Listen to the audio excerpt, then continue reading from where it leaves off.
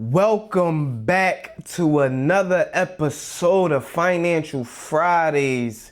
Here with your boy Buck Bandit P, man, on the Financial Corner. Man, you already know, man, what we do around here. But if you don't, if you new around here, man, all we do, man, is break down the market and investing for average everyday people so we can go out here and get this money. But it ain't no shortcuts, no excuses, only progress. Generational wealth around here is not just a buzz term. We actually putting the work in. And it ain't really that much work. It ain't really that hard, honestly. So, before we get into it, you already know. You want your free stock, your free share of Robinhood so you can get off the sidelines and start printing some of this money with us? Click the link down below, man. Get your free stock. I get a free stock. You get a free stock. We all get a free stock so we can get out here and get this money. You hear me? Also, if you don't got your high yield savings account, you're tripping, first of all. So you definitely should do that. Click the link down below. Get $100 with Allah when you open up your high yield savings account. How about that? You get $100 just for opening up a savings account and saving some bread up. You already know.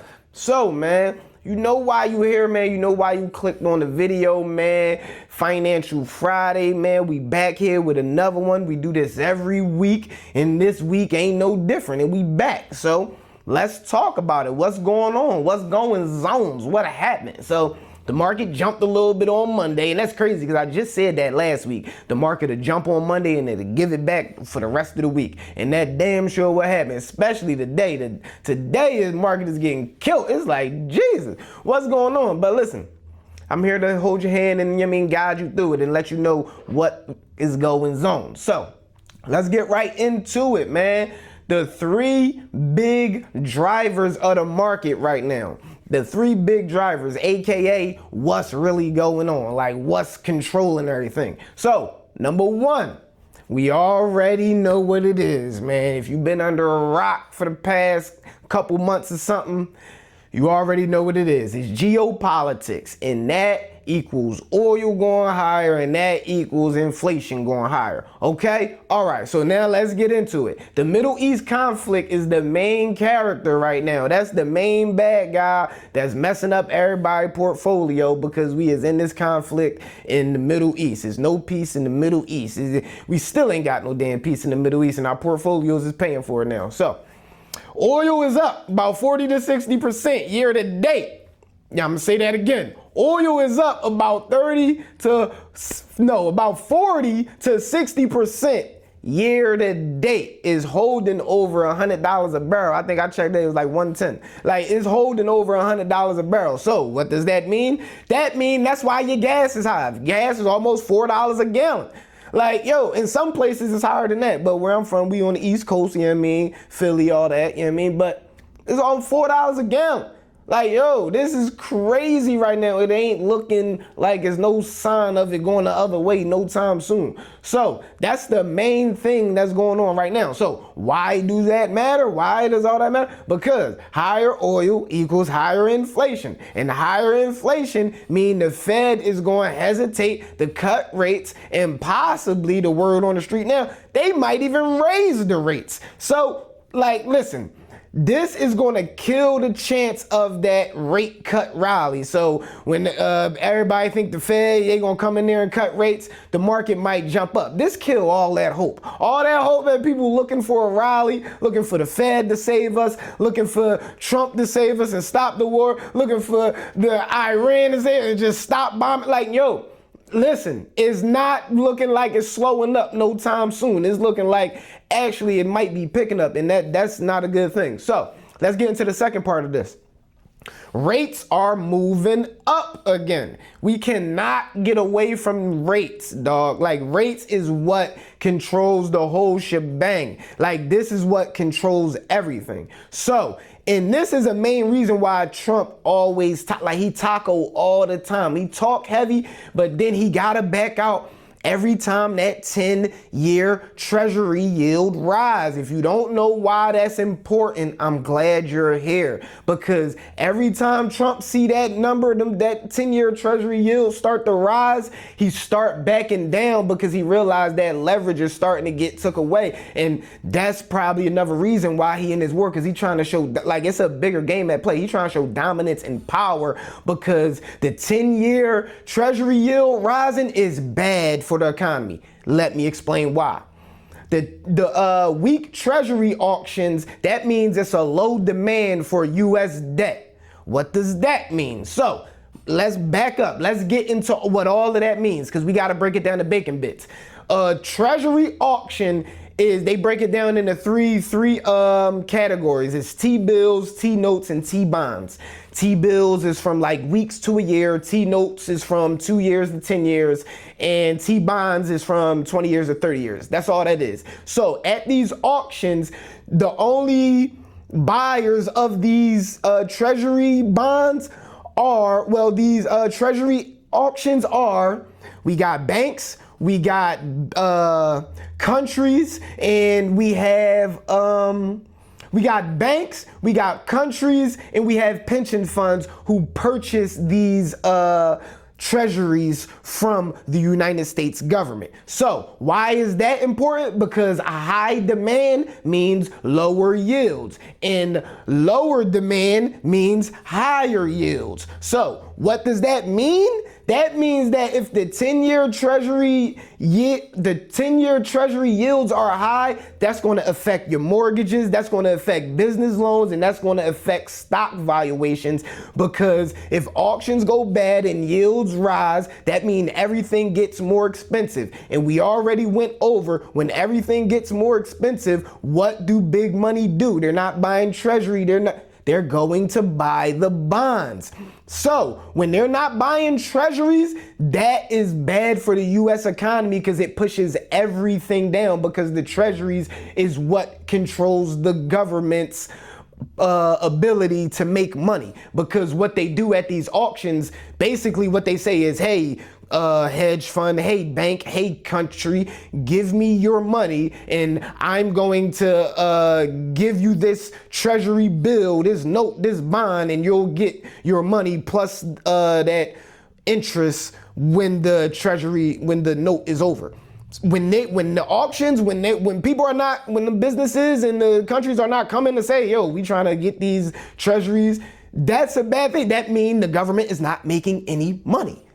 That's why the economy is bad. So now that's the second part. So the third part of what's going on is the growth is slowing, but inflation is not. Inflation is still here. So when growth is slowing and inflation is still around, that means the Fed is going to hesitate, and sometimes they might even raise the rates. So let's get into it. The job data is weakening. Job data, we already seen the job data last week, 92,000 jobs lost. This week, it's not looking no better. Like, the jobs is not coming back. The jobs is not coming back. The job data is not looking good. And when job data don't look good, that gives people fear of recession. Also, the consumer sentiment is dropping. All that mean is people not feeling good about the damn high gas prices. People seeing the cost of stuff still going up, and they still making the same amount of money. So that's all consumer sentiment is, how people feel about buying the same stuff they used to buy.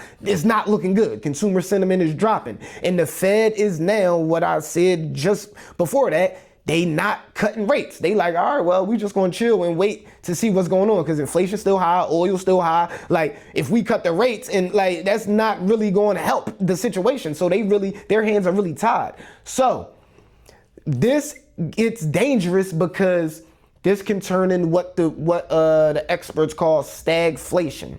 And all stagflation means the economy is not growing. The economy is slowly growing and not growing as fast as they want it to grow, but prices is rising fast. So it's a problem, because the Fed controls both of those things, and they can't They can't cut the rates and control inflation at the same time. So like they can't do two things at once, and basically what I'm saying. So that turns into a stagflation scenario when the Fed is like, they can't cut rates, inflation's still high, the job data is weakening, and we messing around in a war. All of that come together is turned into why your portfolio is red. So let's get into some solid numbers. The S&P is down right now 6%, around 6% since late February.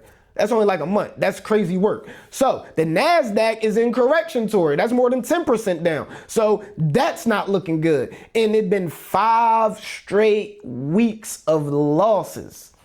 I'm going to say that again. I got to talk to TikTok. I'm tuned in y'all YouTube, but I got to still tap into TikTok. Yo, 5 straight weeks of losses. That's not no accident. That's not nothing that's people are prepared for. 5 straight weeks, and we're still in the war, and it's not looking good. So let's do a sector check.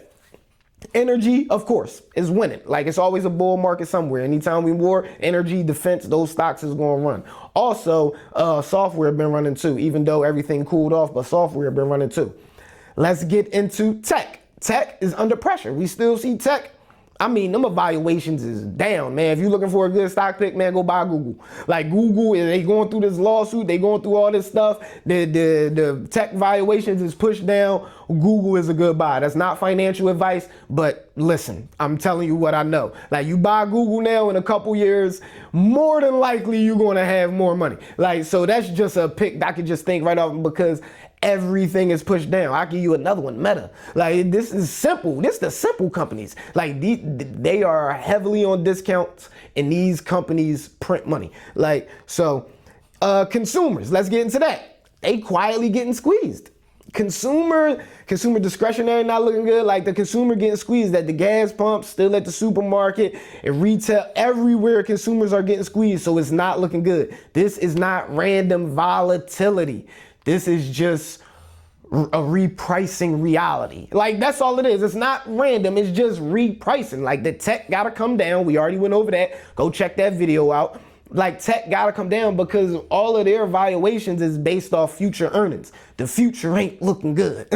That's why it's coming down right now. So what we need to watch next week, man, we got to have a plan of action, man. I ain't just going to get on here and ramble and tell y'all what's going on this week. I'm going to tell y'all what y'all should be looking for next week. Number one, the jobs report. The market is real fragile right here with the jobs report because it's a double-edged sword. Let me explain what I mean. When we have a weak jobs report, like I said, people have recession fears. When we have a strong jobs report, we have inflation fears. So it's like you got to pick your poison. Like, which one would you rather have? Would you rather have the Fed have to deal with inflation, or would you have the Fed have to deal with a recession? Me personally, I would rather them have to deal with inflation rather than a recession. But like I said, it ain't looking good. Second thing we should be paying attention to is oil.